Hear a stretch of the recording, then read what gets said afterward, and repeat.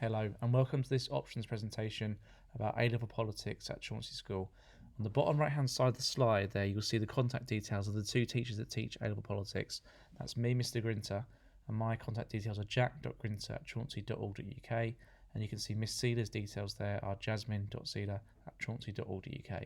If you want any further information about A-level politics or have any questions about it, please do email to ask.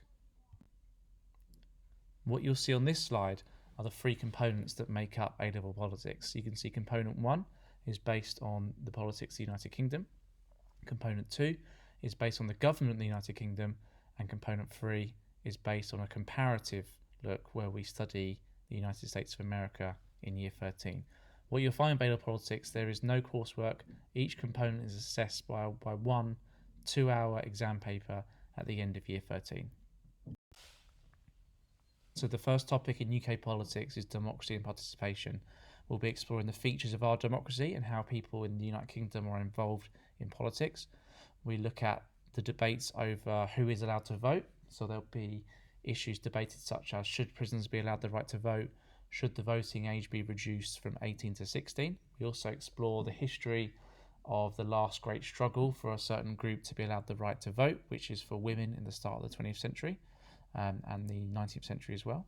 And we'll also explore pressure groups as well, the impact that they have on government decisions, and also whether or not they actually enhance or undermine our democracy. And the last area in this topic is looking at rights in context. How well protected are our rights, and are they potentially at threat by the fact that Parliament holds sovereignty, meaning power, over different aspects of our individual and collective rights. And the second topic within this is looking at political parties. And with this, we look at the established political parties such as the Labour Party, Conservative Party.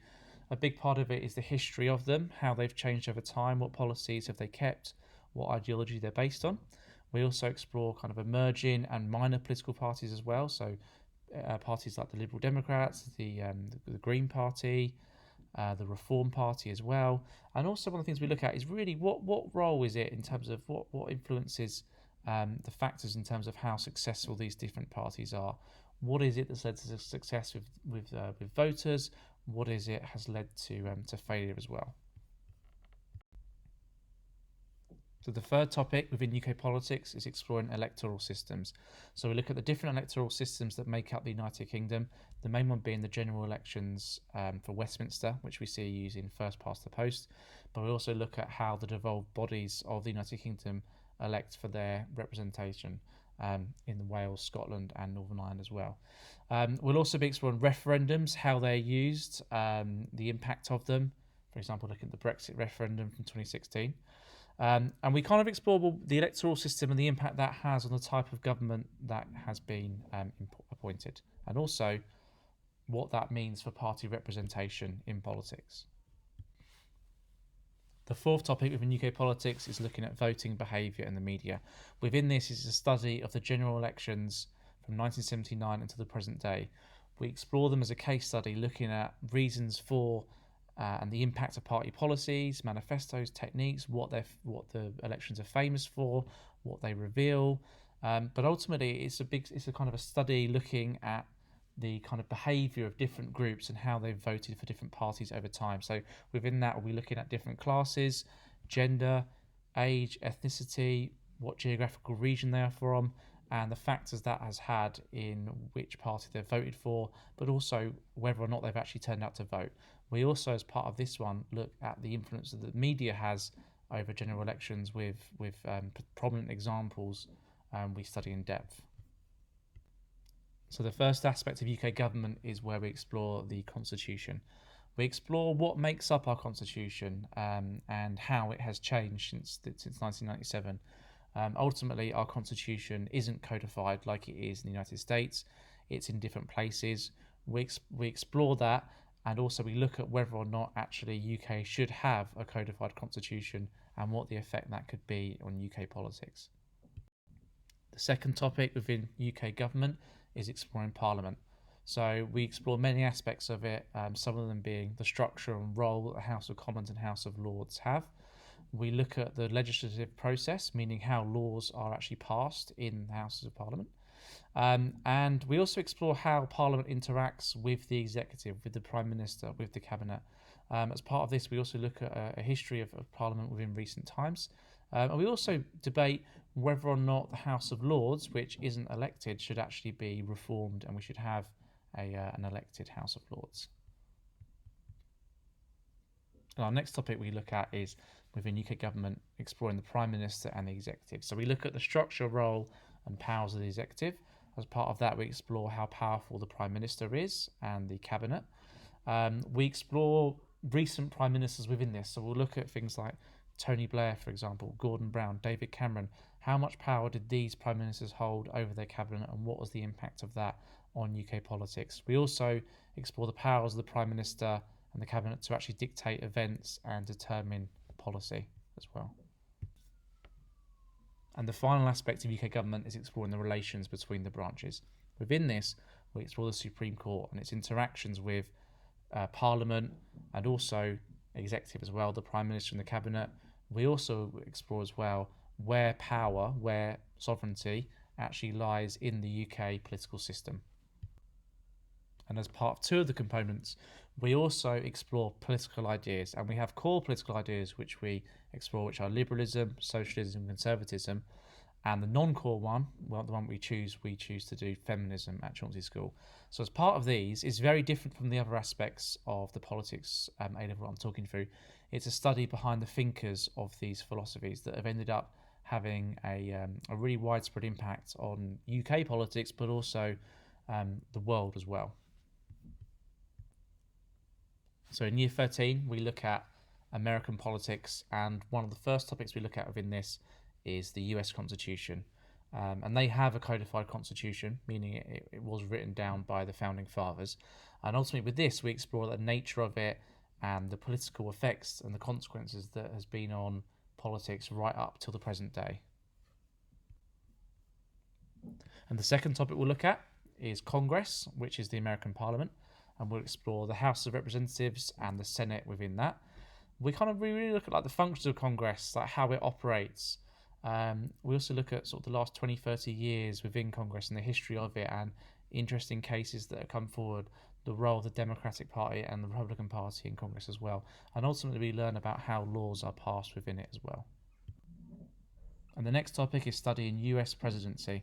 So within this, we focus mainly on the presidents from 1992 onwards. So we're looking at Bill Clinton, George Bush, Barack Obama, Donald Trump, and Joe Biden as well. And within them, exploring what impact they've had on the presidency, what it shows to us about limitations of their power, and also the effect that they've had on foreign policy. The next topic explores the Supreme Court in America, and we also look at civil rights as well. So we look at how Supreme Court justices are appointed, the impact the Supreme Court has on public policy. So ultimately in America, you actually see the Supreme Court is the main area that has the deciding factors on issues such as gun control, abortion, and the death penalty as well.